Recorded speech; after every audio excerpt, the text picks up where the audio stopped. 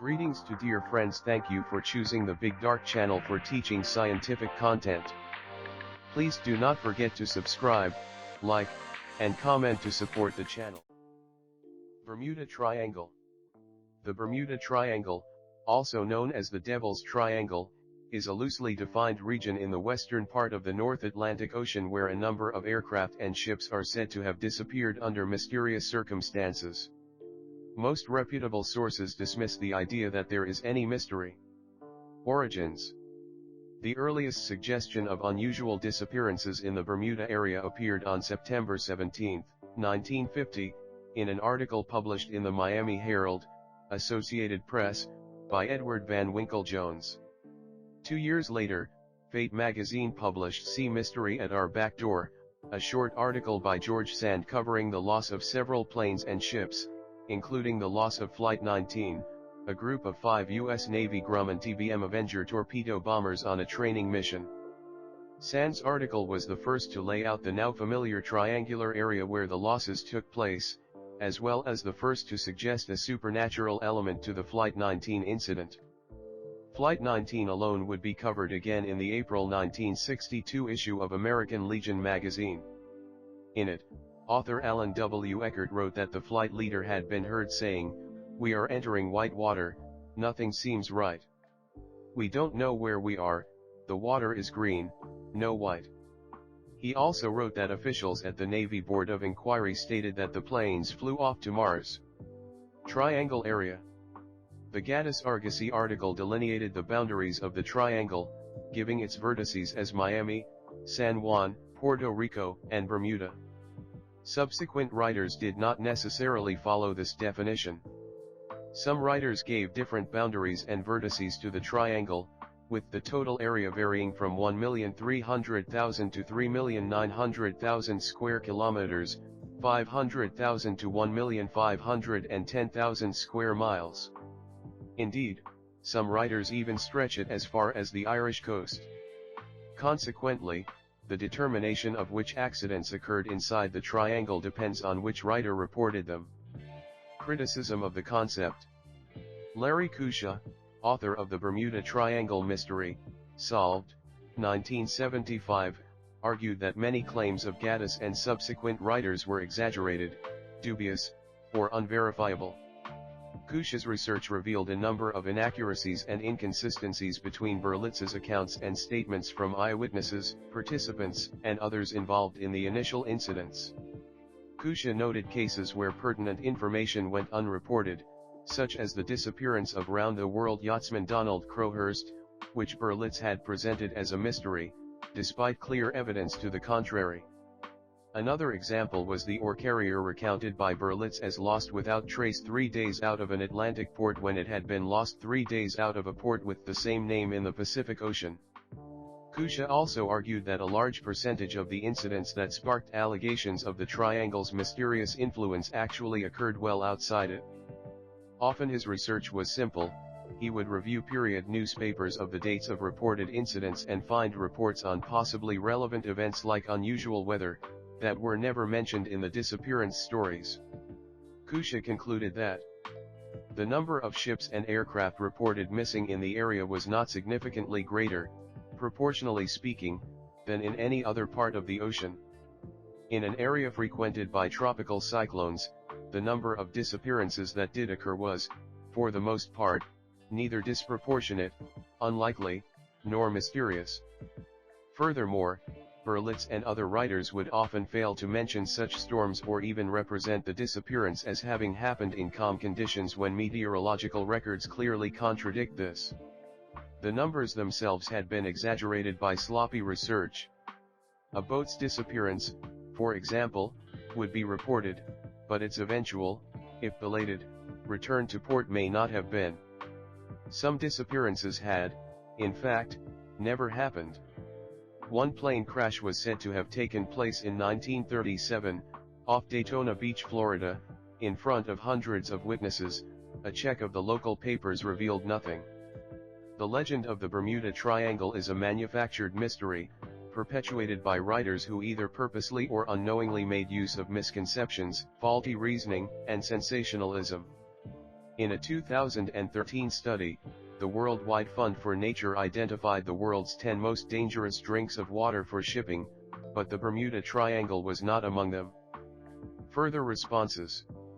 When the UK Channel 4 television programme The Bermuda Triangle, 1992, was being produced by John Simmons of Geofilms for the Equinox series, the marine insurance market Lloyd's of London was asked if an unusually large number of ships had sunk in the Bermuda Triangle area. Lloyd's determined that large numbers of ships had not sunk there. Lloyd's does not charge higher rates for passing through this area.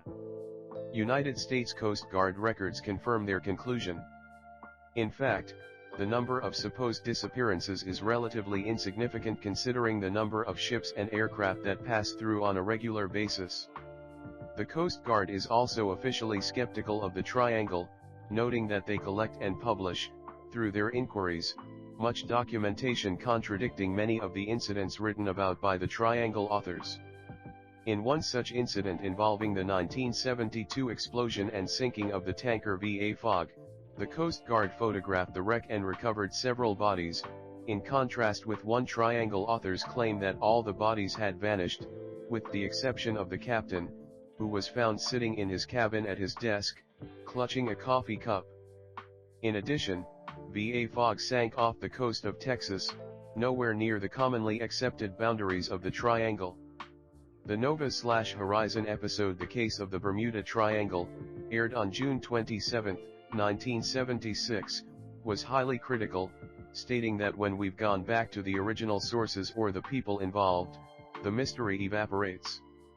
Science does not have to answer questions about the triangle because those questions are not valid in the first place. Ships and planes behave in the triangle the same way they behave everywhere else in the world.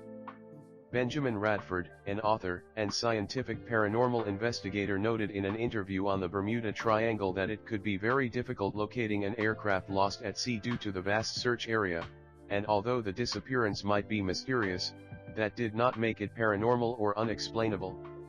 Radford further noted the importance of double-checking information as the mystery surrounding the Bermuda Triangle had been created by people who had neglected to do so. Hypothetical explanation attempts. Triangle writers have used a number of supernatural concepts to explain the events. One explanation pins the blame on leftover technology from the mythical lost continent of Atlantis. Sometimes connected to the Atlantis story is the submerged rock formation known as the Bimini Road off the island of Bimini in the Bahamas, which is in the triangle by some definitions. Followers of the purported psychic Edgar Cayce take his prediction that evidence of Atlantis would be found in 1968, as referring to the discovery of the Bimini Road. Believers describe the formation as a road, wall, or other structure, but the Bimini Road is of natural origin. Other writers attribute the events to UFOs.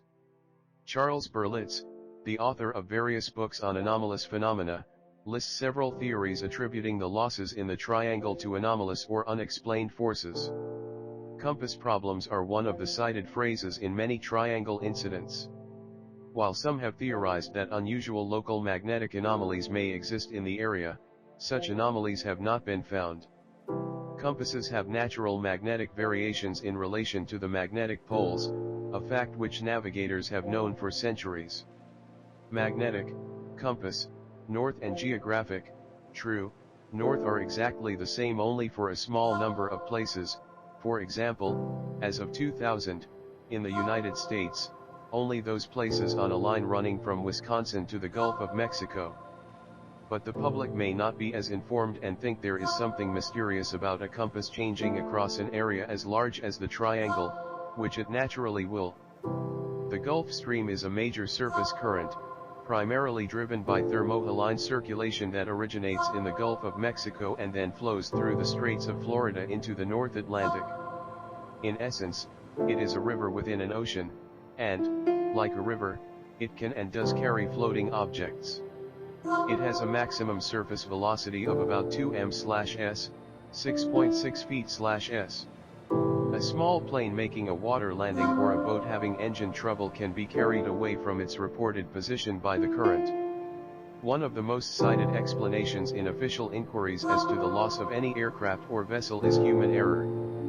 Human stubbornness may have caused businessman Harvey Conover to lose his sailing yacht, Oak, as he sailed into the teeth of a storm south of Florida on January 1, 1958. Hurricanes are powerful storms that form in tropical waters and have historically cost thousands of lives and caused billions of dollars in damage. The sinking of Francisco de Bobadilla's Spanish fleet in 1502 was the first recorded instance of a destructive hurricane. These storms have in the past caused a number of incidents related to the triangle. Many Atlantic hurricanes pass through the triangle as they recurve off the eastern seaboard, and, before the advent of weather satellite, ships often had little to no warning of a hurricane's approach. A powerful downdraft of cold air was suspected to be a cause in the sinking of Pride of Baltimore on May 14, 1986. The crew of the sunken vessel noted the wind suddenly shifted and increased velocity from 32 km per hour 20 miles per hour to 97 to 145 km per hour, 60 to 90 miles per hour. A National Hurricane Center satellite specialist, James Lushine, stated during very unstable weather conditions the downburst of cold air from aloft can hit the surface like a bomb, exploding outward like a giant squall line of wind and water. A similar event occurred to Concordia in 2010, off the coast of Brazil. Scientists are currently investigating whether hexagonal clouds may be the source of these up to 170 mph, 270 km per hour, air bombs. Thank you for being with us until the end of the program. Be sure to mention your opinions about the educational video in the comments section.